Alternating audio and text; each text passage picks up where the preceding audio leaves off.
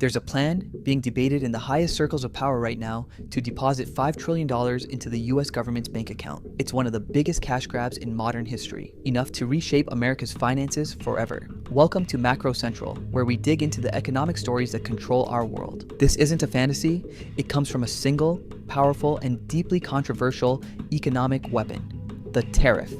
And the exact same plan that promises a $5 trillion jackpot could also trigger a catastrophic financial crisis, shrink your paycheck, and cost your family thousands of dollars every single year. Proponents call it the shock America needs to bring factories home and put our rivals in a chokehold. But a chorus of economists is screaming that this is a house of cards. They see a future where the economy shrinks by 6%, American wages fall, and a global trade war plunges the entire world into chaos. Today, we are going deep. We'll look at the history of trade wars. We'll expose the illusion behind that $5 trillion number, and we'll calculate the real cost to your family. This is the story of that $5 trillion promise and the devastating collapse it could unleash. Section 1. The Master Plan. So what is this master plan? It's a radical rejection of 80 years of economic policy. It's a declaration of economic war. The first shot fired. A new 10% universal baseline tariff, a tax on almost everything imported into the US from anywhere in the world. That move alone would detonate a bomb in the global supply chain, but it's just the opening act. Next comes the threat of so-called reciprocal tariffs. The sales pitch sounds simple and fair. If another country puts a 50% tax on our Ford F-150s, we hit their BMWs with a 50% tax right back. An eye for an eye. This would target some of our biggest partners, from the European Union to Japan and South Korea. Now, this isn't a new idea. It's a ghost from our economic past. In 1930, Congress passed the Smoot-Hawley Tariff Act, raising taxes on over 20,000 imported goods. The goal then was the same as the goal now: protect American jobs and farms from foreign competition. The result? It triggered a wave of retaliatory tariffs from other countries. Global trade collapsed by 66%, and most historians agree it dramatically worsened the Great Depression. This plan risks walking us down that same path. So, why do it? The architects of this plan have four main goals. 1. Protection. The core argument is that free trade, especially with China, gutted US manufacturing. These tariffs are designed to be a wall, making foreign goods so expensive that we are all forced to buy American. 2. Cash. Proponents see this as a massive new piggy bank for the government. That's where the headline-grabbing $5.2 trillion number comes from. A simple, and as we'll see, deeply flawed calculation of the revenue these taxes could bring in over 10 years. 3. Leverage. They believe the threat of crippling another country's economy is a weapon that gives the US absolute power in negotiations, forcing them to lower their own trade barriers. It's economic hardball redefined. And 4. National security. The argument is that relying on potential adversaries for vital goods, like microchips from Taiwan, pharmaceuticals from China, or steel from anywhere is a critical vulnerability. These tariffs are meant to force those industries back to American soil. Protection, cash, leverage, and security. It's an intoxicating vision of an American economic fortress. But to understand if this fortress is a sanctuary or a prison, we have to ask one simple question. Who actually pays for the wall? Section 2. The harsh reality of tariffs. Forget global trade for a second. Think about pizza. Your neighbor makes the world's best pizza for $10. Now, imagine the government puts a $2 pizza import fee on it to promote local pizzerias. Does your neighbor just lose $2? No way. He's going to charge you $12. The pizza that was $10 is now $12. The government gets its $2, but it came directly out of your wallet. Now, let's add a part 2 to that story. The local pizza place you're now encouraged to buy from, it costs $11.50, and it's just not as good, so you're paying more for a worse product. That is the reality of tariffs. They don't just raise prices, they lower quality and efficiency. When the government puts a 25% tariff on a phone, the foreign company doesn't just eat the cost, they raise their prices. The American company that imports it, like Apple or Best Buy, pays more, and then they pass that cost straight down the line to the last person, you. But it's not just the price of a finished product, it's a tax on the guts of our own economy. Think about a company like Ford, building a truck in America. That truck is made of thousands of parts. If the steel, the wiring harnesses, the computer chips, and the rubber all come from other countries, a 10% tariff just raised the cost of building that American truck. Ford now has two choices: raise the price of their truck, making them less competitive against Toyota, or absorb the cost and make less profit, leading to fewer raises and fewer jobs. This isn't a theory. A study by the National Bureau of Economic Research on the 2018 tariffs was crystal clear. US consumers and corporations bore virtually 100% of the cost. So, when you hear that tariffs are a tax on other countries, the economic reality is they are a tax on ourselves. And this one simple fact is the explosive secret that unravels the entire plan. Because if tariffs are really a tax on Americans, where in the world does that mind-blowing $5.2 trillion number come from? This is where the story gets deceptive. Section 3, the $5.2 trillion illusion.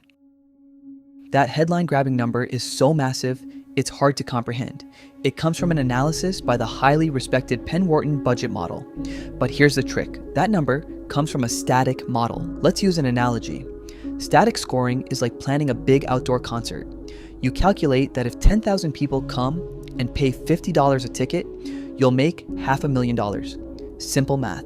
But you don't look at the weather forecast.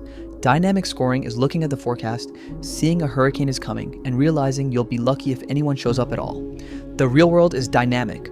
When tariffs make things more expensive, Americans will buy less of them. And here's the trap. The government only gets paid when stuff is actually imported. As imports collapse, the tax revenue collapses with it. This is a classic economic concept known as the Laffer curve. At a 0% tax rate, you get zero revenue. At a 100% tax rate, you also get zero revenue because no one would bother to trade at all. The sweet spot for maximum revenue is somewhere in the middle.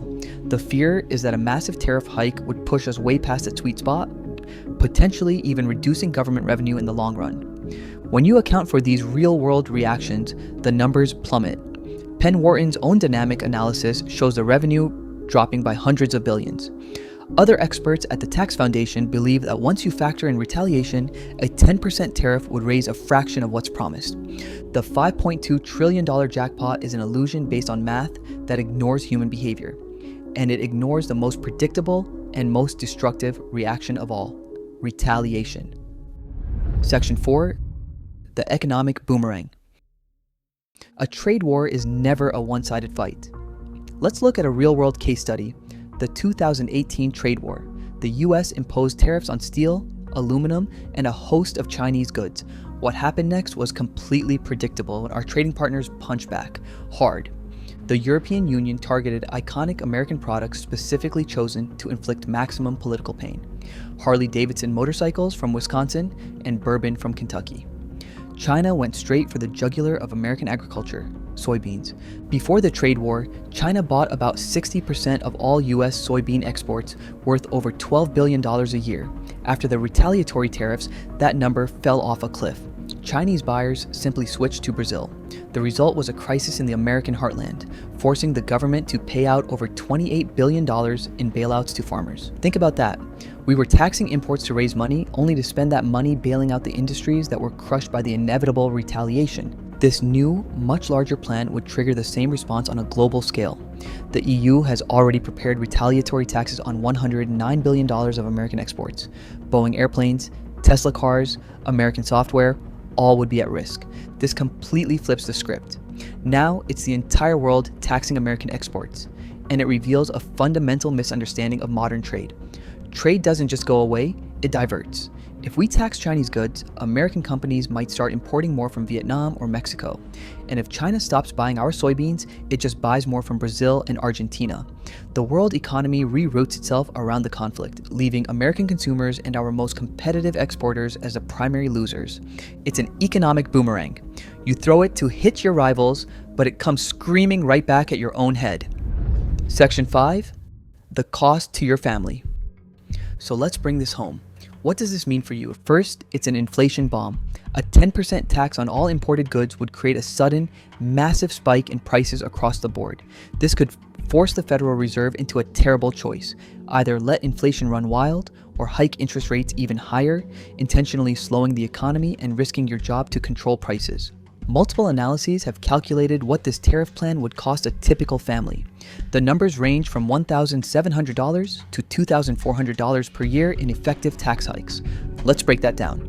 Imagine your weekly grocery bill going up by $20, your new iPhone costing $100 more. The lumber for your home renovation costing 25% extra. It's a constant drain year after year, but the damage is bigger than just prices. The scariest predictions warn of a blow to the entire economy. The same Penn-Wharton model that provided the rosiest revenue number delivered a devastating verdict on the real-world impact. It projects this plan would cause the US economy to shrink by 6% in the long run. To put that in perspective, the Great Recession of 2008 shrank our economy by 4.3%. The model also projects that American wages would fall by 5%. So not only would everything be more expensive, you'd be making less money to pay for it. This is the perfect recipe for a deep and painful recession, a crisis we chose to give ourselves, but it gets even worse. Some versions of this plan are being bundled with another idea: massive cuts to the social safety net. One proposal calls for cutting $863 billion from Medicaid and $295 billion from SNAP, the program that helps families buy food. The twisted logic is that the government won't need as much income tax revenue because of the tariffs, but this creates a brutal 1-2 punch. The tariffs make food and essentials more expensive, while at the exact same time, the plan rips away the health insurance and food assistance that the most vulnerable families need to survive. It's a pincer move, squeezing working families from both sides. Conclusion. So we are left at an economic crossroads. The choice is between two completely different futures. One is a bold nationalist vision of a protected America, paid for with a $5 trillion tax on everything we buy. A return to a past of industrial might locked behind giant economic walls. But the evidence, the expert analysis, and every lesson from the Great Depression to the 2018 trade war all point to a different ending. A future where American families are poorer, the economy is smaller, and the US is isolated in a pointless and self-destructive trade war. The $5 trillion plan is, in the end, a monumental gamble. It's a bet that a century of economic knowledge is wrong. It's a bet that you can build a wall around your economy without turning it into a cage. And it forces every single one of us to ask a terrifying question: is the promise of this gamble worth the very real risk to our economy, our lives, and our future? Thanks for joining us on Macro Central. If you want to keep connecting the dots on the biggest economic stories, make sure to hit that subscribe button and turn on notifications. We'll see you in the next one. And remember, when it comes to your money and your economy, knowledge is power.